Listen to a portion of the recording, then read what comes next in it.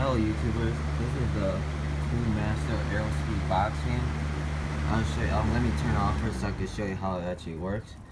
Like this thing has 3 settings right here. Right now it's on the off position. Here's high. Pretty good. That's a single looking. Medium, low. Let's go back to high. Let me turn off and I'll show you something. In the opposition. This fan right here probably has a weatherproof induction motor, which means you could probably leave in the rain, but I wouldn't recommend. Let me switch to its lowest setting right here, so you can see the induction mode. Yep, that's the induction mode, which runs off of AC, and it's an AC single window fan, which is pretty good. We bought it yesterday. It's pretty good.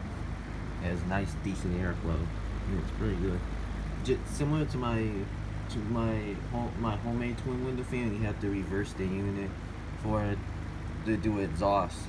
So yeah, so it's similar to the twin window.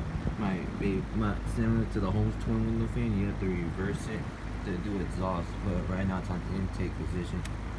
And it's hot. Pretty good. Pretty clear. I actually do like it. Pretty good. Like, comment, subscribe, I do daily and weekly videos.